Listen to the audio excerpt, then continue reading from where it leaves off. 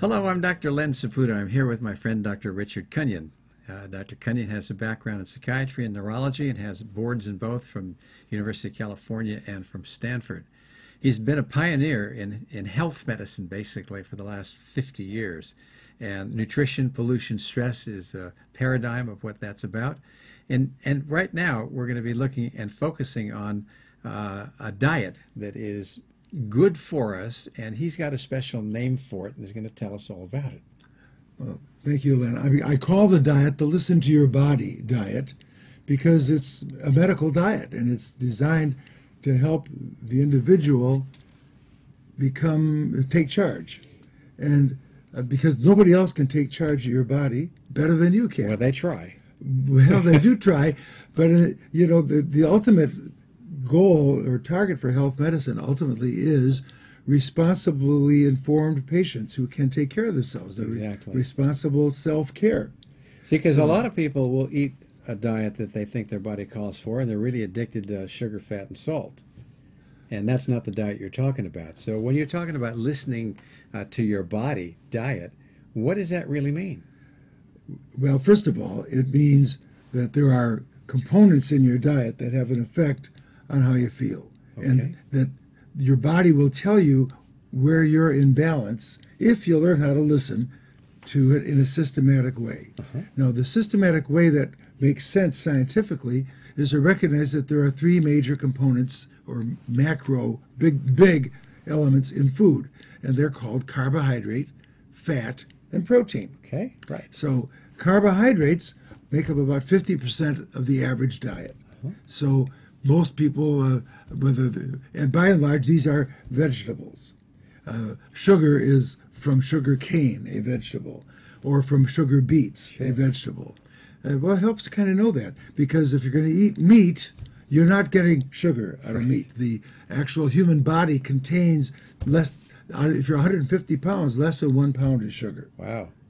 How about that? A human being is a high-protein meal, or maybe a high-fat meal for a lion. How's that sound? Yeah, that's right. In the real world, a victim and predator. Or meal and predator, if you want to look at it that way. So the carbohydrate part of the Listen to Your Body diet simply involves going more away from the sugary vegetables and into the starchy vegetables for a day or two. What are the difference between sugary and starchy? Simply a matter that sugars are very soluble and easy to absorb, whereas starches have to be broken down so they're more time release. Okay. And when you have a big load of sugar, the pancreas and the hypothalamus recognize these sugars, and they fire away with a boatload of hormones and also they induce a quick rise in the amount of fat in your blood. This is not commonly known. Sugar turns to fat in your blood. Some people more than others. That's why in a diabetic, if they're not in balance, if you look at their blood and spin it down in a centrifuge, you see a large amount of fat in there. Right, and in a polluted environment, fats peroxidize and become residual time bombs that are damaging membranes throughout the body, including the pancreas. And as far as I can tell, it's that peroxidative or oxidative stress, prolonged stress, that if it lasts more than 4 hours, can induce injury or at least slow down or maybe even death of the pancreatic beta cells in particular. In any case, back to the Listen to Your Body diet. Step 1, the balance point diet. Take away the carbs, and more than you can do in a little quick introduction here, but you take away the carbs, and in the process, you now have a whole new you. And it doesn't take long, a day or two on that low carbohydrate diet, courtesy to Dr. Atkins, although I wrote about this in 1950, in 1953. It was my medical school thesis for my MD degree back then. In any case, I'm bragging. All right, I confess. Well, that's all you right. got me. Well, you deserve to be acknowledged. In any case, as you increase the carbs now, step by step, and I've created I wrote a book, Mega Nutrition, where that was featured, and Mega Nutrition for Women. But also I have a little pamphlet for people who want to see that they could relate to this. As you increase the carbohydrates, maybe 6 or 12 grams at a time. A slice of bread has got 12. A glass of milk has got 12 grams of carbs. Those are Mother Nature's packages. A small apple has 12 grams. It's out there. I mean, easy to do and easy to keep track of it without having to refer to tables.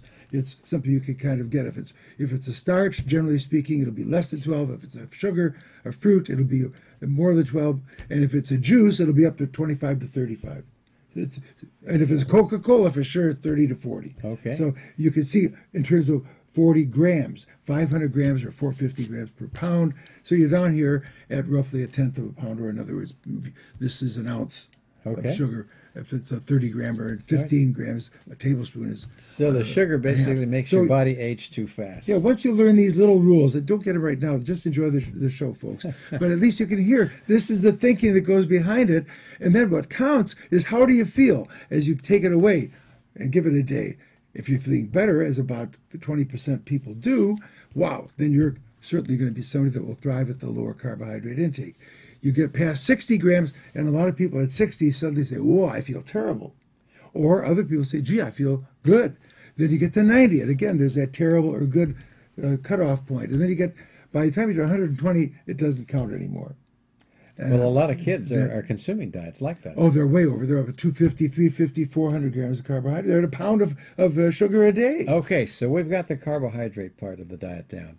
What about the other? Well, then you come back, we go over it together, or you read the book and go over it and learn what the major carbs in your diet are. It's not that hard. There aren't that many foods in common diets. Now, I have a second called the first part was called the balance point. You're finding your balance point. Where do you feel your best? Okay. That you'll say that's roughly or approximate where your carbs ought to be. Now you go back, and I've put on 5 sections. I've cut food into 5 sections.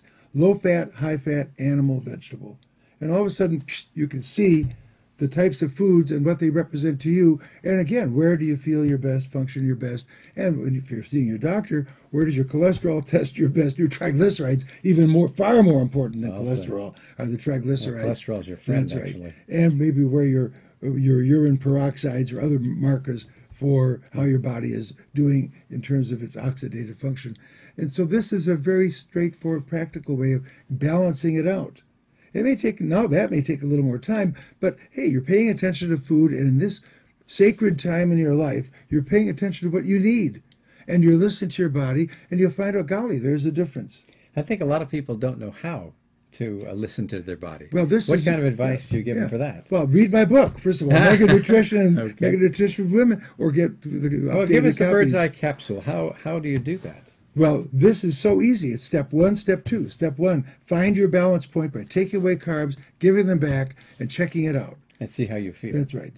So what kinds are you looking at? Your energy level, your enthusiasm, your ability to sleep? What are you talking about? Then it comes back to listen to your body, and I have it all spelled out there.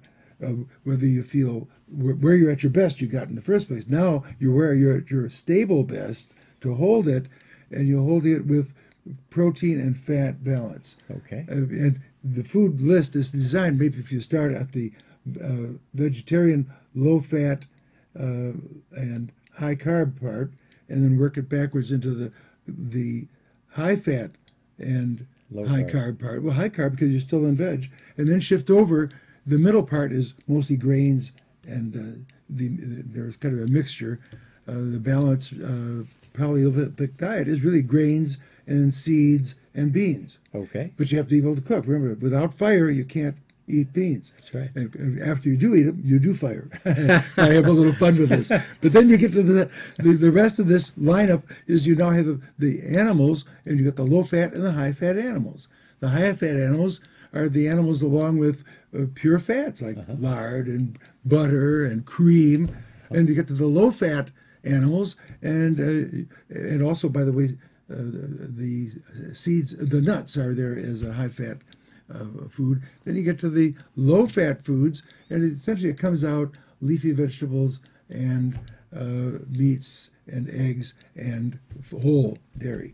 I've given it much too much in a short time, so please forgive me for that, dear audience.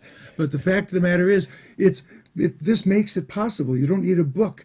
A little table and a checklist of symptoms that range, well, whatever your favorite symptom, it'll show up here. You'll get better or it'll get worse, depending on this macronutrition, the big thing in nutrition: protein, fat, carbohydrate. The rest of it is micronutrition, vitamins and minerals. Subject for another time. Exactly.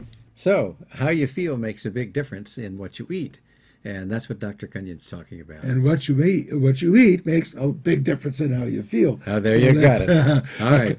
Touche. A palindrome, no less, between two pals. I love it.